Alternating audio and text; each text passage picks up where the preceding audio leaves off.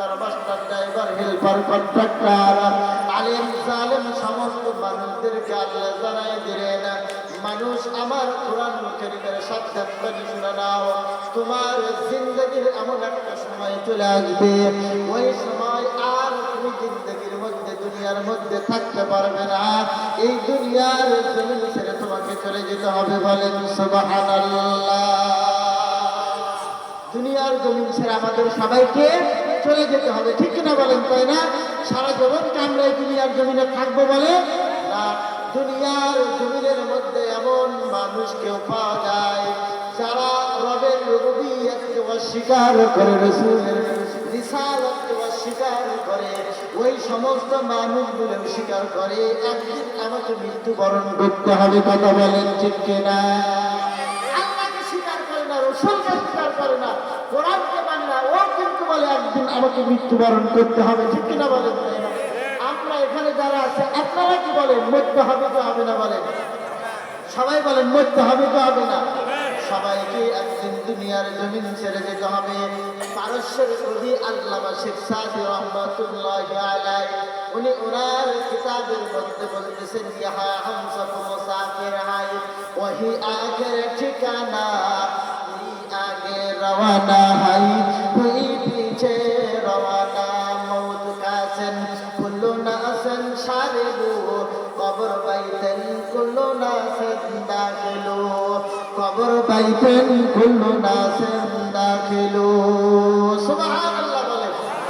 পারস্যের কবি আল্লামা শেখ সাদী রহমাতুল্লাহি আলাইহি বলতেছেন, দুনিয়ার মানুষ সকলকে ডাক দিয়ে বলতেছেন, দুনিয়ার মানুষ সকল শুনে নাও, জেনে নাও, এই দুনিয়ার জমিনে কিন্তু তুমি চিরস্থায়ী ভাবে থাকবে না, এমন একটা সময় চলে আসবে দুনিয়ার জমিন থেকে তুমি চলে যাবে। মৌত কাসেন কুল্লু নাসেন শারিবু, মৌত নামক সর্বটা দুনিয়ার জমিনের সমস্ত মানুষদেরকে পান করতে হবে। কবর বাইতেন কুল্লু নাসেন দাখিলু, আর কবর নামক ঘরের মধ্যে সবাইকে প্রবেশ করতে হবে। বলেন সুবহানাল্লাহ। সবাইকে কবরে যেতে হবে না? বলেন সবাই, বলেন সবাইকে কবরে যেতে হবে না? অবশ্যই কবরে যেতে হবে। তাহলে কেন আমরা এই দুনিয়ার জমিনে আসলাম? সূরা মুলকের দ্বিতীয় নম্বর আয়াতের মধ্যে আল্লাহ তাআলা বলছেন, আল্লাযী খালাকাল মাউতা ওয়াল হায়াতা লিয়াবলুয়াকুম আইয়ুকুম আহসানু আমালা ওয়া হুয়াল আজিজুল গফুর। লিল্লাহি তাকবীর, নারায়ে তাকবীর। আল্লাহ তাআলা এই আয়াতের মধ্যে বলতেছেন, দুনিয়ার মানুষ সকল তোমরা জানো আমি আল্লাহ তোমার হায়াত আর মওত কেন সৃষ্টি করলাম? তোমরা জানো কি বান্দা? আমি আল্লাহ এই জন্য তোমার হায়াত আর মওত সৃষ্টি করেছি। আমি আল্লাহ দেখতে চাই দুনিয়ার জমিনে কোন বান্দা আমি আল্লাহর জন্য সুন্দর সুন্দর ইবাদত করে আসে। বলেন সুবহানাল্লাহ।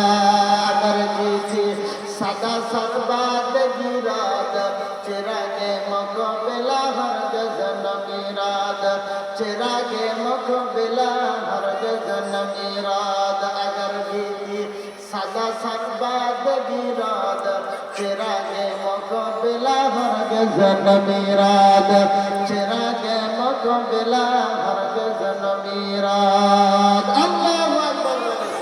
সম্মানিত হাজিরিন, সদরে মুহতারাম, আপনারা এই মাহফিলে বসে এই যে সুবহানাল্লাহ আলহামদুলিল্লাহ বলেন, আর কত দাম, আর কত ফজিলত জানেন?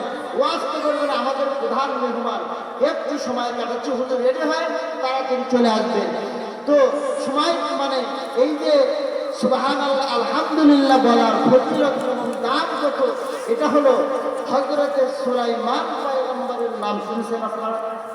সবাই বলেন সুলাইমান পয়গম্বরের নাম শুনছেন? বা সুলাইমান দাদমন কো সরওয়াদি সুজমতি আয়ে খাতেমা সদাও পরি। হযরত সুলাইমান পয়গম্বরকে আল্লাহ তাআলা এমন কিছু মুজিজা দান করেছিলেন। সুলাইমান পয়গম্বর তার রাজত্বের মধ্যে জিনেরাও বসবাস করত, ওনার শাসনটা জিনের মধ্যেও খাটত, মানুষের মধ্যেও যেমন খাটত, জিনকুলের মধ্যেও যেমন উনি বাদশাহী করতেন। বলেন সুবহানাল্লাহ। বাদশাহীটা জিনদের মধ্যে মানে প্রচলন ছিল, জিনেরাও তার কথা মানত, তার কথা শুনত।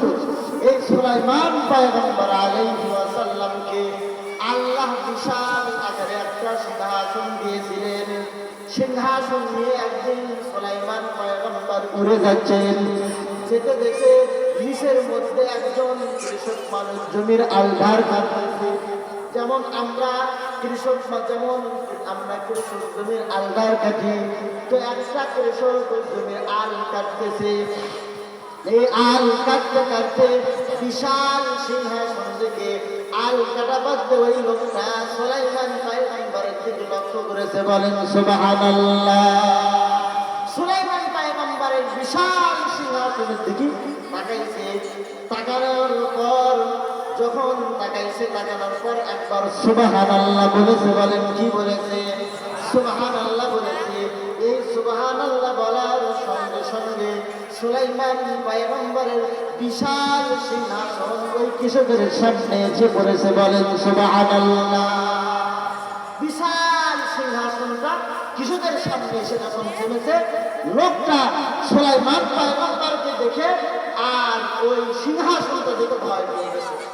সুলাইমান পয়গম্বর সিংহাসন থেকে নেমে ডাকতে বলতেছে যে তুমি আমার সিংহাসন থেকে কি বলেছে একটু বলো। ডাকতে বলছে, ওগো আল্লাহর পয়গম্বর সুলাইমান, আমি সিংহাসন থেকে কোনো কিছুই বলি নাই, একবার শুধু সুবহানাল্লাহ বলেছি। বলেন কি বলেছে? সুবহানাল্লাহ বলেছি। সুলাইমান পয়গম্বর ডাকতে বলতেছে, তুমি তোমার সুবহানাল্লাহ বলার নেকিগুলো আমাকে দিয়ে দাও, আর আমার এই সিংহাসনটা তুমি নিয়ে নাও। কৃষক ডাকতে বলতেছে, ওগো আল্লাহর পয়গম্বর, আপনার সিংহাসনের চাইতে আমার সুবহানাল্লাহর দাম অনেক বেশি।